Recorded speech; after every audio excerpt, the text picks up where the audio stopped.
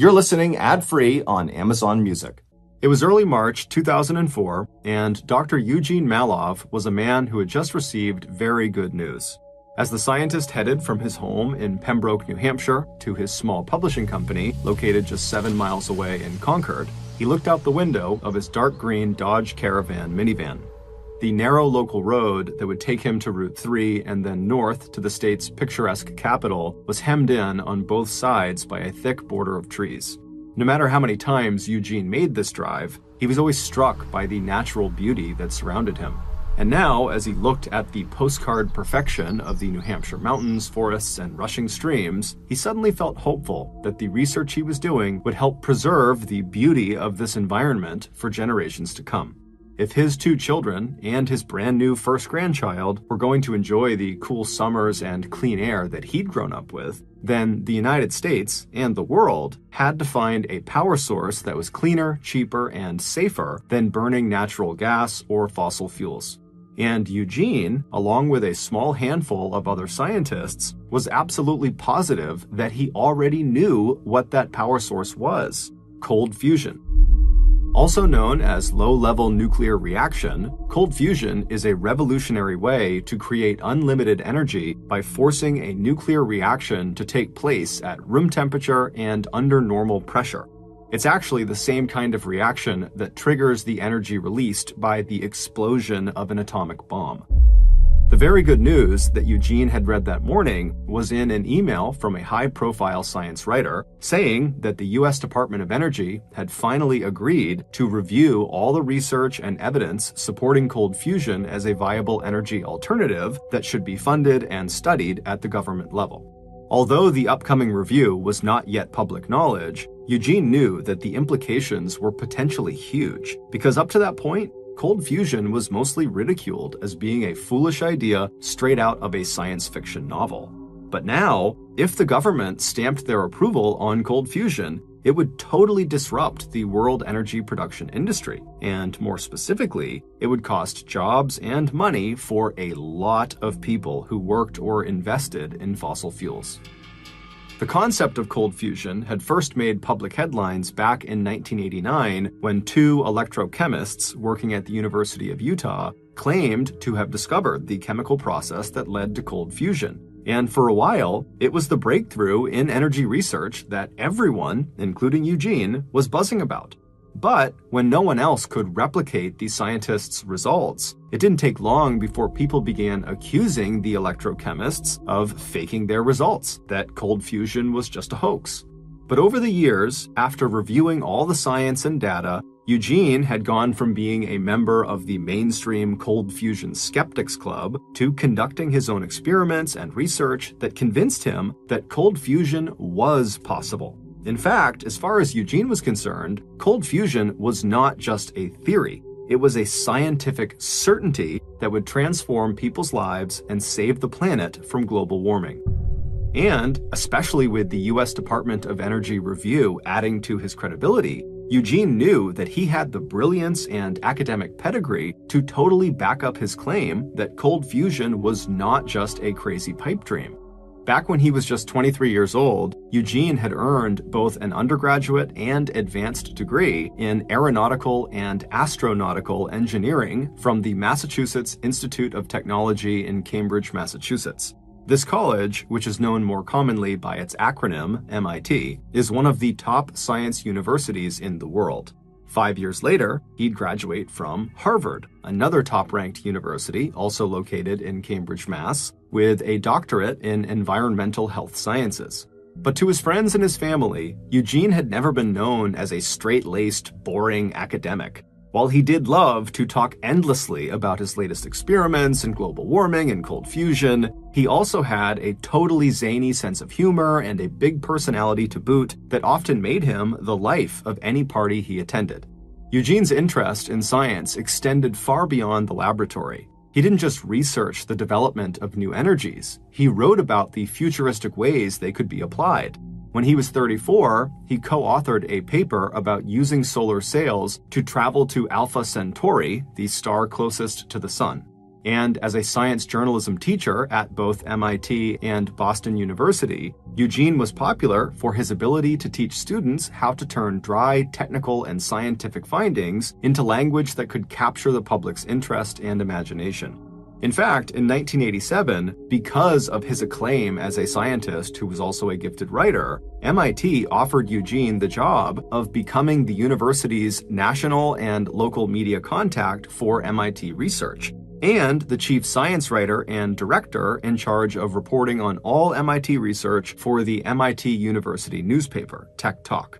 And during all that time, Eugene continued focusing his energy and genius on what had become his personal crusade, exploring and understanding cold fusion. So 4 years later, in 1991, it did not come as a big surprise to his fellow scientists and colleagues when Eugene published a book on cold fusion that was nominated for a Pulitzer Prize, one of the most coveted awards in literature.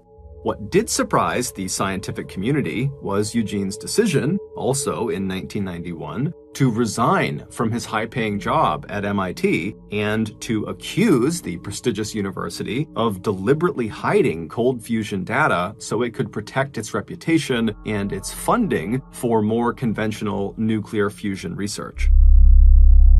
After leaving MIT, Eugene totally embraced his new role as an outsider, a highly respected and credentialed scientist and writer who challenged his more traditional and mainstream colleagues to push the limits of invention and theory. He began working as a consultant to U.S. corporations and investment firms doing research and development in cold fusion. In late 1994, he founded his own magazine called Infinite Energy, and with the money from an anonymous donor, he also set up his own nonprofit organization called New Energy Foundation that built a laboratory for testing new technologies. In 1998, Eugene was the technical advisor for the Hollywood thriller The Saint that centers around the theft of a newly discovered formula for cold fusion. Now, in 2004, as Eugene drove along the beautiful New Hampshire country roads, he was known not only for his brilliance and unconventional career path, but for his outspoken and sometimes combative criticism of big oil and the mainstream energy science community. As Eugene turned right onto New Hampshire Route 3, the narrow highway that would take him the rest of the way to his office in Concord, he'd already decided on the headline for the article he'd be writing for the May-June issue of his magazine, Infinite Energy. It would read, U.S. Department of Energy commits to re-examine cold fusion, 15 years of evidence for low-energy nuclear reactions. After pulling into a parking space out front of his magazine headquarters, Eugene hopped out of his car and headed inside where he celebrated this victory with his little 4-person staff. Over the next few weeks, Eugene put off everything else in his life so he could work exclusively on the article for the next issue of Infinite Energy. And only when it was finished did he really turn his attention to another, totally separate, personal problem that had been coming to a head over the last several months. Back in the spring of 2003, a little more than 1 year before the review of cold fusion was announced, Eugene's parents were ready to sell their house in Norwich, Connecticut, where Eugene had grown up. Eugene's dad had been a plumber, and his mom had been a math teacher, and then once they retired, they moved away from Norwich. And for more than a year, the white craftsman-style home on Salem Turnpike in the middle of the old mill town in eastern Connecticut had been sitting vacant. But Eugene, who was an only child, had very fond memories of the house with its arched windows and doorway. He'd spent hours when he was young lying out in the backyard of that house, looking up at the stars while he imagined scenes from the hundreds of science fiction books he loved to read. So he persuaded his parents not to sell the property, but to rent it out instead. This way, they could keep the place that held so many happy memories, and Eugene, who said he would manage the property for a small fee, could pull in some much-needed extra income. Ever since Eugene had left his high-paying job at MIT to focus on his magazine and foundation, money had become tight, especially in the last year when his fundraising efforts had fallen short and he'd been forced to shut down the research lab at Infinite Energy and lay off 3 of his lab technicians. Eugene had even gotten his own real estate license to help cover family expenses and keep his magazine afloat, but it still just wasn't really enough. And so this rental property opportunity was a lot more than just nostalgia. This was a big financial opportunity for Eugene and his wife of 34 years, Joanne. So in May of 2003, Eugene's first tenants at his family's home moved in, Patricia and Roy Anderson. And at first, everything was great. Then, in January and February of 2004, the couple missed paying their rent. As a licensed real estate broker, Eugene knew that he could have started eviction proceedings within 2 weeks of non-payment. But Eugene and his parents did not want to just kick the couple and their 26-year-old son off the property unless that was their absolute only option. But after months of sending the tenants dozens of legal notices that rent was due and never hearing a word back, the matter unfortunately went to mediation, which is when a neutral third party steps in and helps the two sides resolve their issues.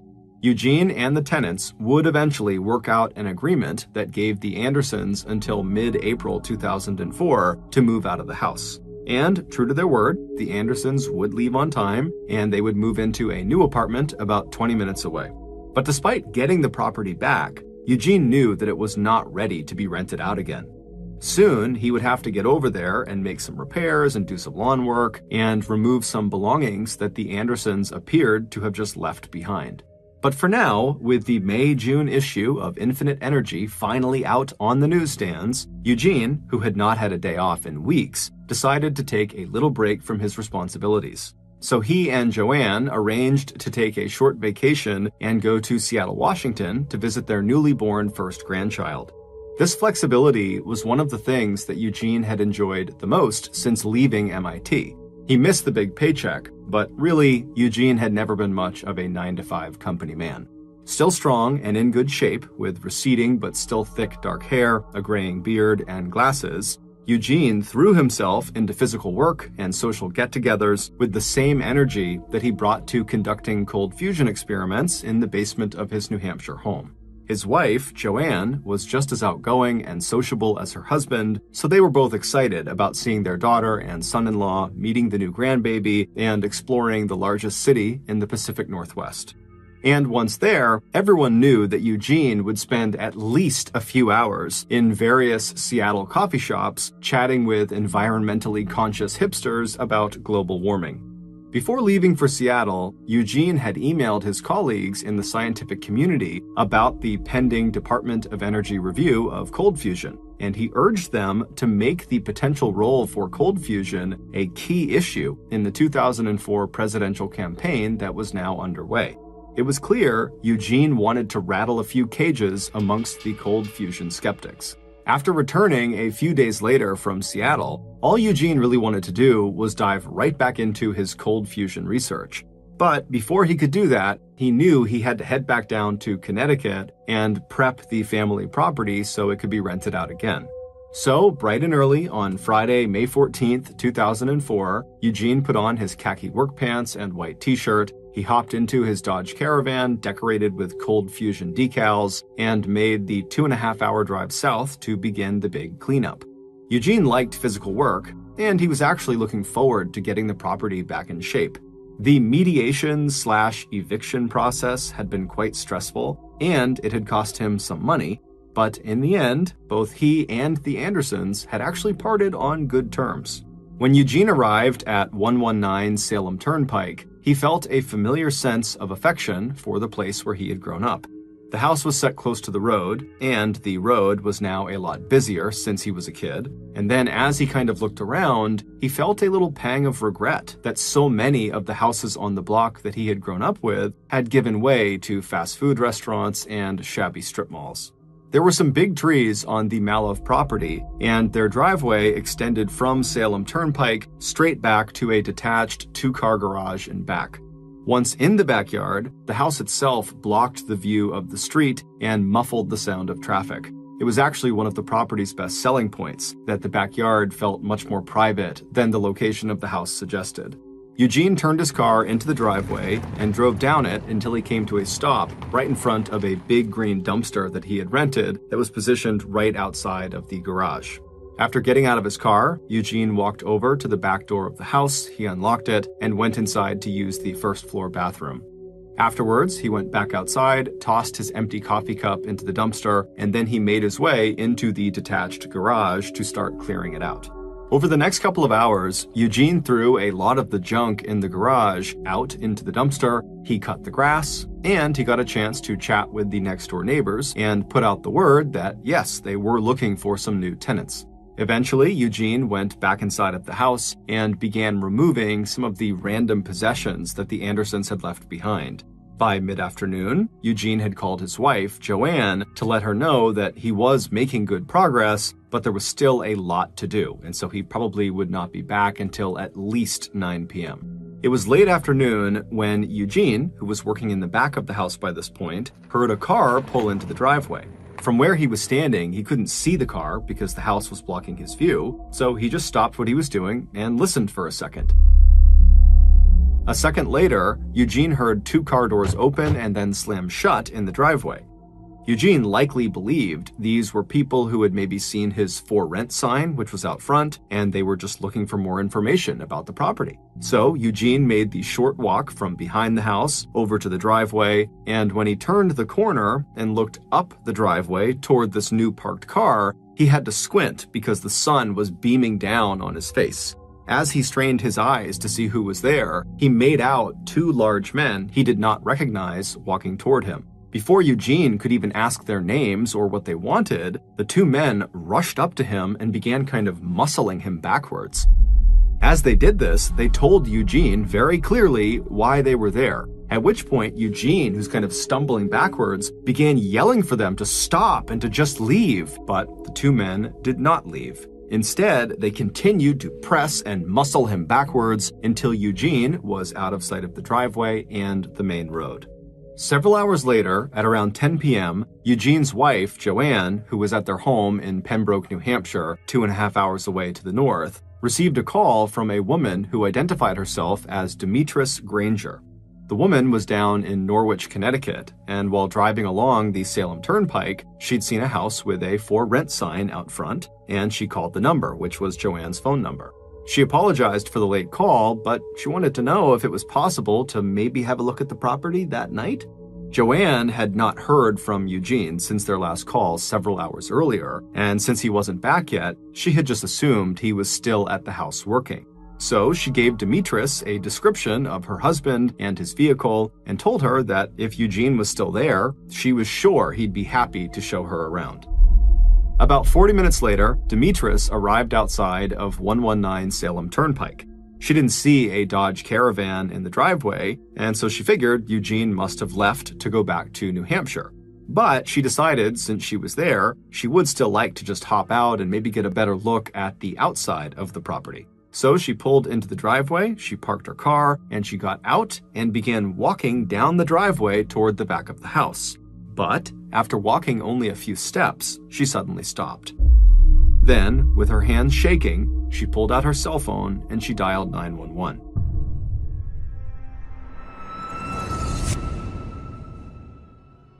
This podcast is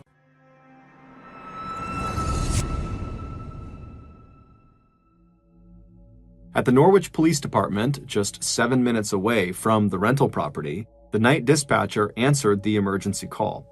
Demetris told them she was at 119 Salem Turnpike and that she was looking down at the mangled body of a man lying face up in a pool of blood on the driveway. By 11 p.m. that night, Eugene's childhood home was swarming with police and emergency medical personnel.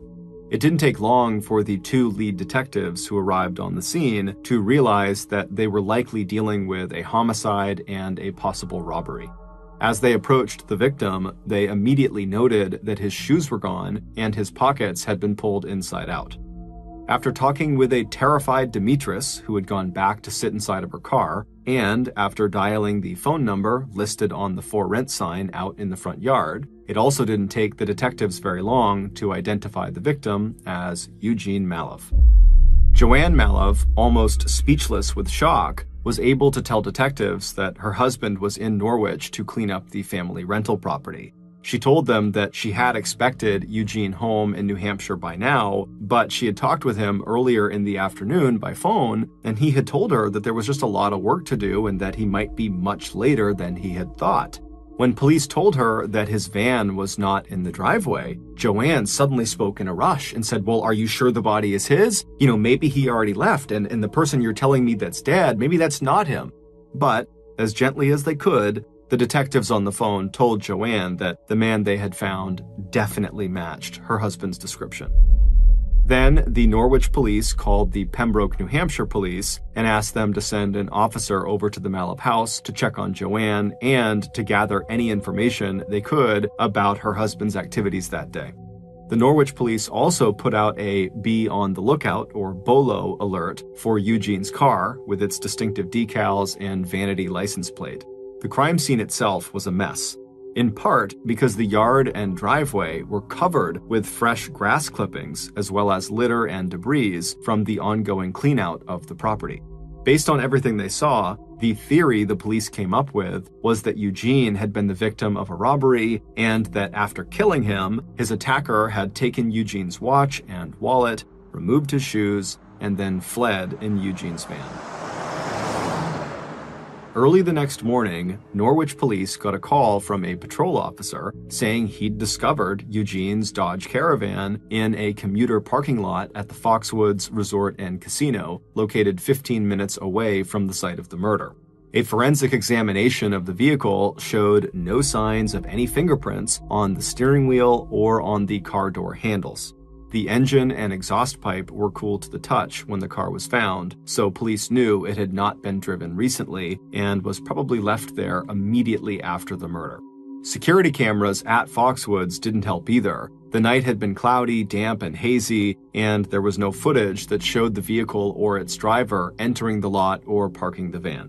The only time frame that the police could come up with for the killing was that it must have happened between early afternoon, when Eugene called Joanne, and 8:30 p.m., which was when a neighbor had noticed that the Dodge Caravan was no longer parked in the driveway. Within 24 hours of the murder, the news that a prominent MIT scientist and cold fusion advocate had been found dead was making local and national headlines. And it didn't take long before the brutal but straightforward robbery-homicide theory got a lot more complicated. Even as police in New Hampshire interviewed Joanne Malov and her 2 children, and police in Norwich started tracking down other persons of interest like the Malovs' former tenants, the science community that studied nuclear and cold fusion, as well as other potentially significant alternatives to fossil fuels, began buzzing with rumors and speculation. And the lead detectives on the Malov case were about to get swept up into a high-stakes world of scientific research and intrigue. As police started interviewing Eugene's colleagues and co-workers, his closest friends in the scientific community hinted to police that not everyone would have wanted Eugene to succeed in his quest to discover the secret of cold fusion and a potentially unlimited source of cheap energy. And based on those rumors, and the fact that Eugene's vehicle had been found several miles away with no fingerprints on it anywhere, people began to speculate that this could have been a professional hit, or maybe a revenge killing. And these speculations quickly began to appear in the media, with headlines like, "Were those with financial stakes in the big gas and oil companies trying to stop cold fusion research?" Meanwhile, police interviews with the Malov family quickly confirmed that no one in the family had either the motive or opportunity to kill Eugene. But when Joanne told police about the eviction proceedings against Roy and Patricia Anderson that Eugene had been directly involved in, police quickly turned their attention to tracking the former tenants down. Almost immediately, they got a tip from a neighbor who had been friendly with the Andersons that led police to the Andersons' 26-year-old son, Chad Schaefer, who had lived in the house on 119 Salem Turnpike with his parents. And Chad, who was totally shocked at the news of Eugene being found dead, would tell police that he was not directly involved in the eviction proceedings. That was something that Eugene and his parents handled. But his impression was that his parents and Eugene had ended things on relatively good terms. When asked, Chad told police that he had been at his apartment with his girlfriend and newborn baby on the day of the murder. As for his parents, he didn't know for sure where they had been on the day of the murder, but he believed with relative certainty that they had been at their new house in Montville, Connecticut. So police would go to Roy and Patricia's house in Montville, and the couple would be just as shocked by the news about Eugene as their son was, and they would say they were home on the day that Eugene was killed. And when asked about the eviction, Roy and Patricia's story would match their son's. They said that they had not been happy about being evicted, obviously, but ultimately they had managed to end things on fairly good terms with Eugene and his family. And so after the police left the couple's home, they realized that they had no leads. Everything had turned into a dead end. Everyone had an alibi and no one knew what happened. But soon, the police would catch a huge break, or so they thought. Within days of Eugene's body being discovered, the police actually arrested 2 men for the murder. The men had been on a drug-fueled burglary spree in the Norwich, Connecticut area at the same time that Eugene was killed, and so they seemed like the perfect suspects. But after being held in jail for 4 years, it would turn out the state's forensic lab had actually mishandled a key piece of evidence, falsely linking the 2 burglars to the homicide. While the 2 men would go on to be tried in court for their burglary spree, the state had no choice but to drop the murder charges against them and apologize. But that mistake was much more than just embarrassing for law enforcement. It meant that for the last 4 years that they were focused on the wrong suspects, the police had done nothing for Eugene's murder. They had not investigated anything else. They believed they had their suspects. And so now Eugene's murder was just a cold case. But in November of 2008, which was right after the 2 wrong suspects were released, the state of Connecticut formed a special cold case task force of state and local law enforcement personnel that began aggressively reinvestigating Eugene's murder. 3 months later, they held a press conference announcing that they were now offering a $50,000 reward to anyone from the public who came forward with information that would lead to Eugene's killer. While the task force declined to give any details about their new investigation, Detective Jim Curtis told reporters that during their first 3 months on the case, they had already come up with at least one very promising lead. The news of the possible lead and the $50,000 reward electrified the scientific community.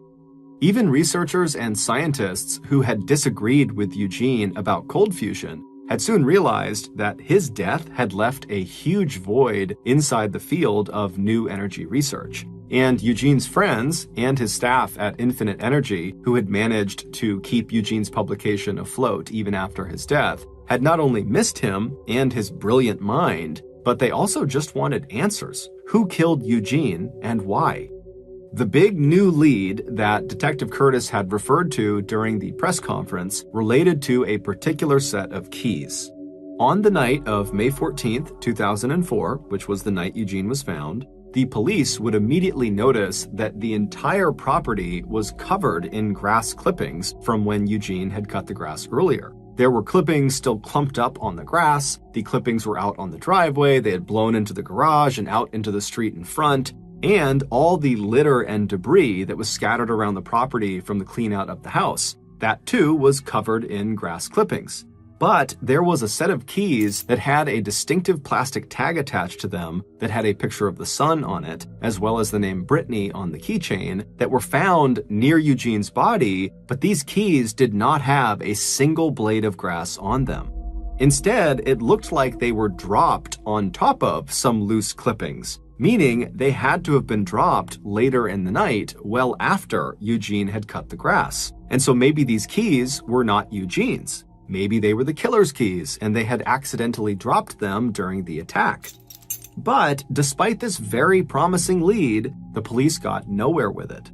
Then, roughly 1 year later, in May 2009, a mother of 3 young children, enticed by the $50,000 reward, walked into the Norwich Police Department and announced that she had information about the Eugene Mallove case. The story she would tell police would not only lead them to discover who owned those distinctive keys, But also, her story would completely break the murder case wide open, and it would turn out Eugene's murder had nothing to do with cold fusion. Based on what this woman said and the subsequent police investigation, here is a reconstruction of what really happened to Eugene Malov on the evening of May 14th, 2004.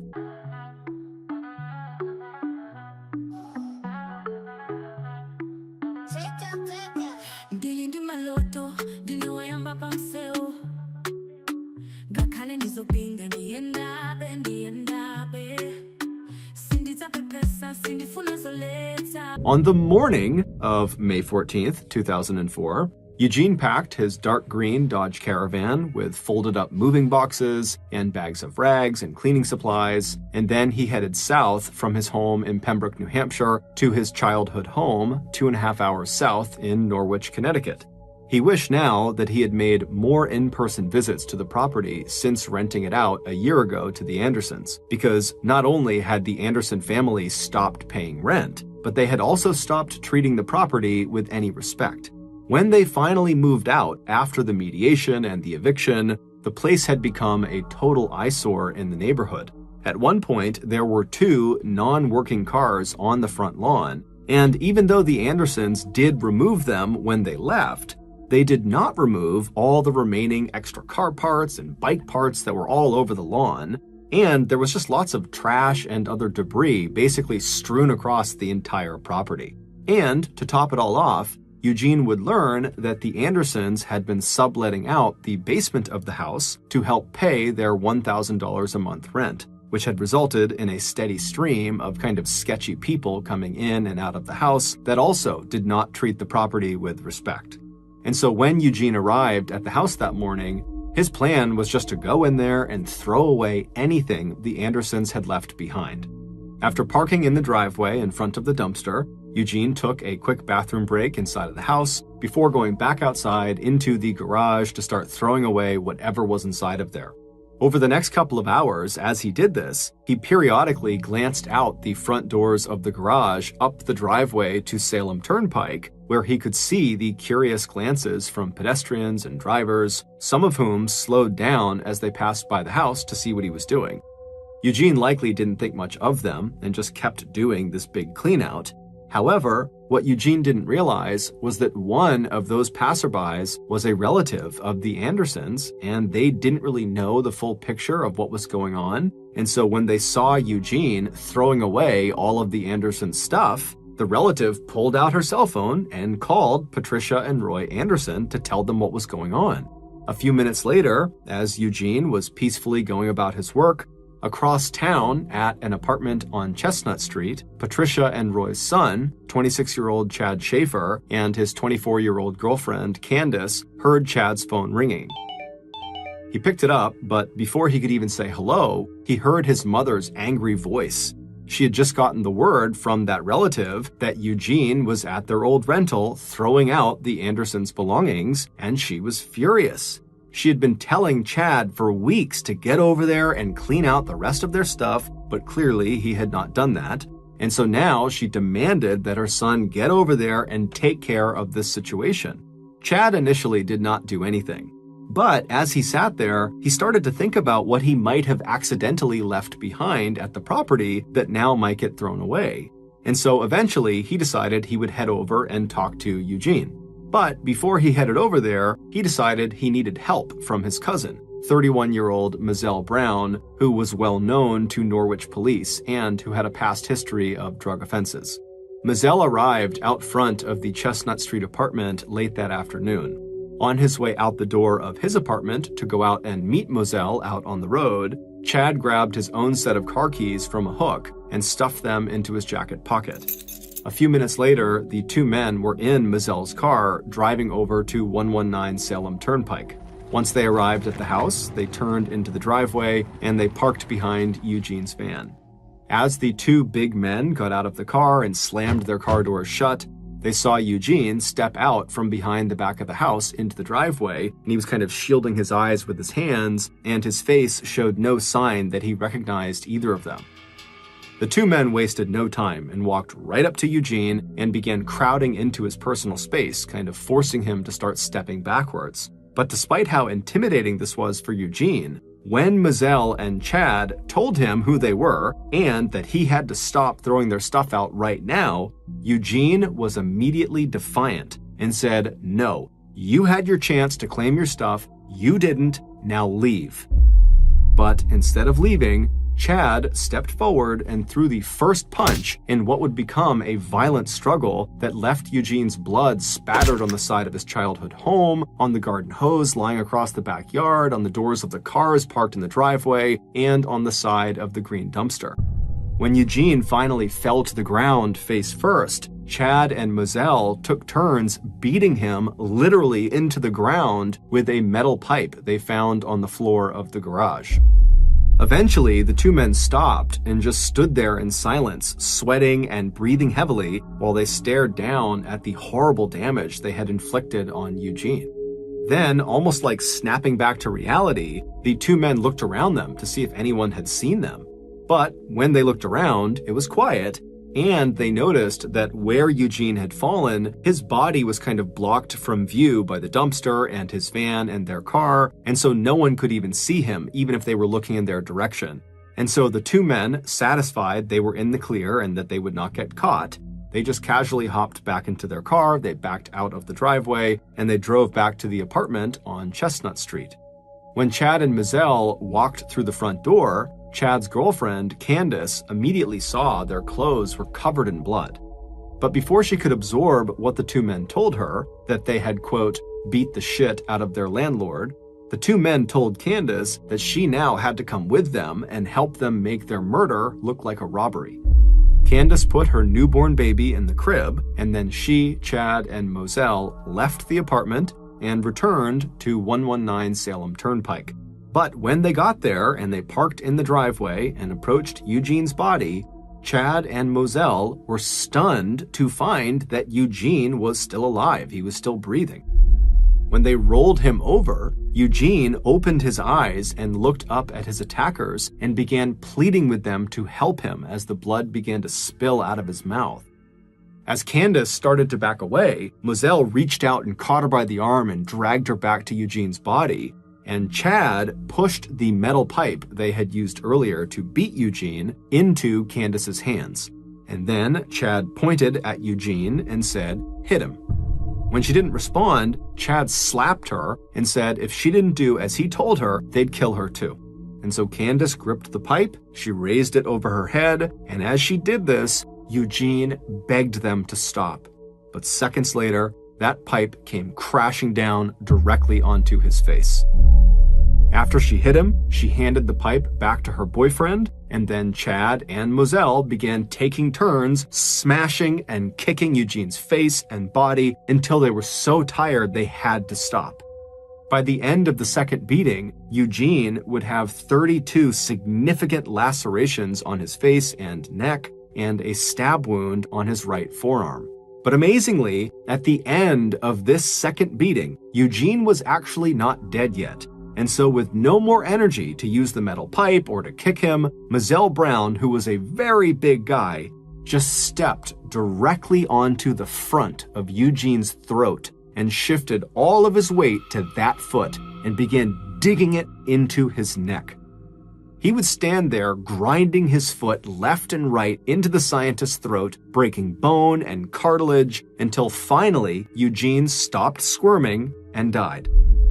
After Mizelle climbed off of Eugene's neck, the trio staged the scene to look like a robbery, taking Eugene's wallet, wedding band, watch, and digital camera.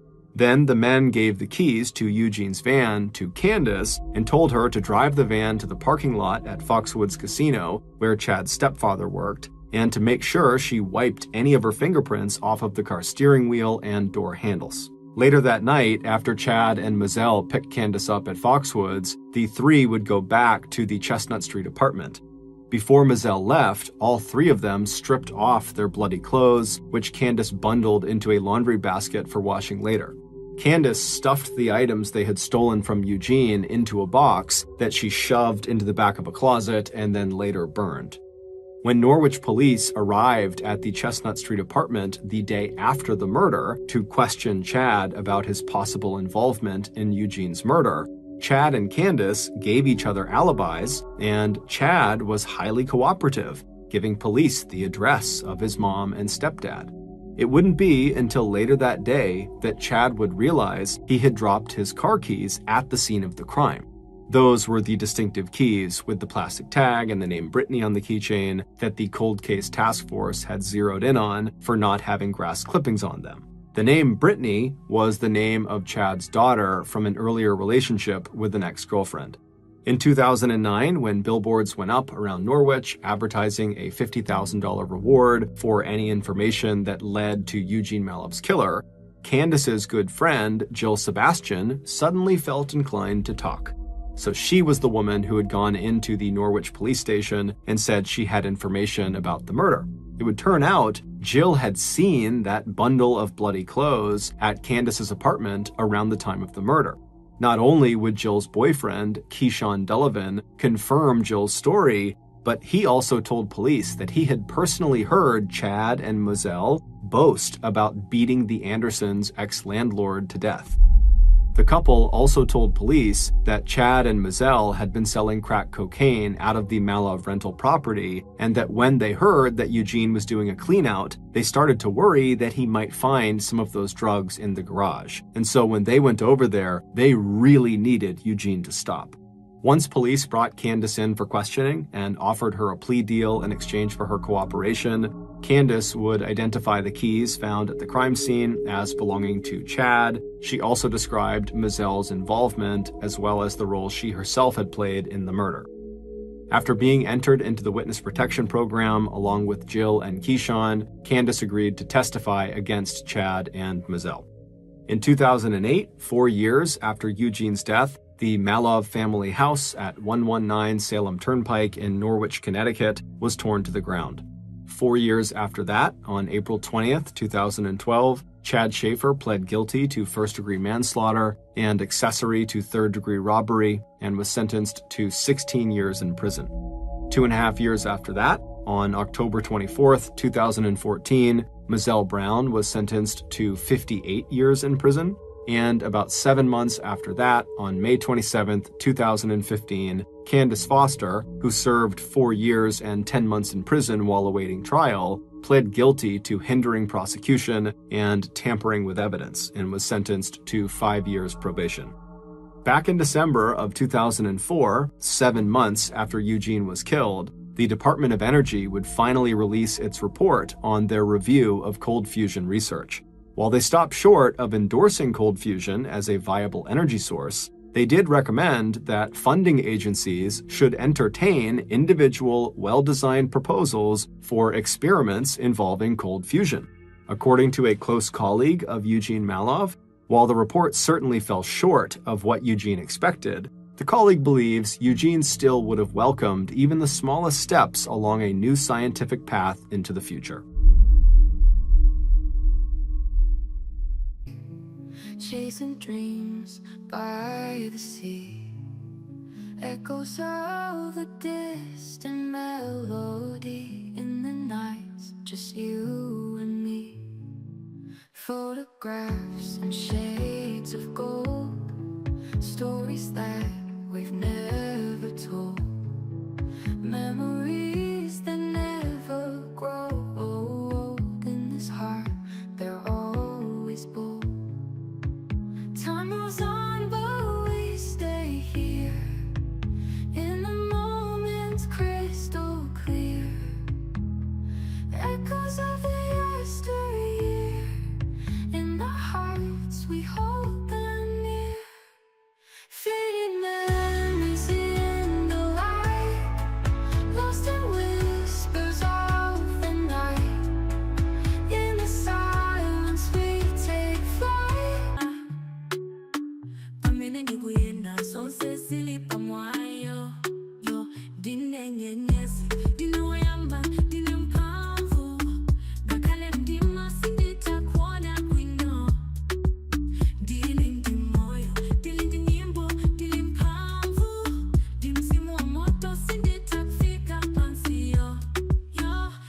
nitopinga, si nitakuelekeza.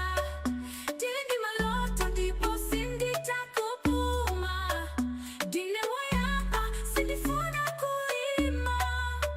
Bali mwanga paliba mene kandileta.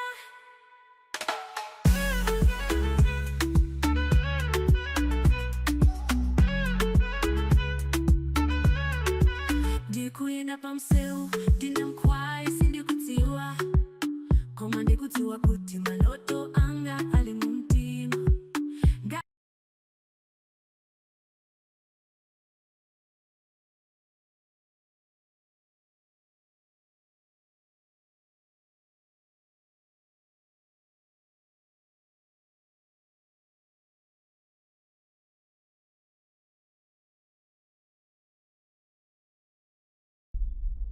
Thank you for listening to the MrBallen podcast. If you got something out of this episode and you haven't done this already, please offer to be the 5-star review button's assistant as they fix their car troubles, but do not hold the flashlight steady.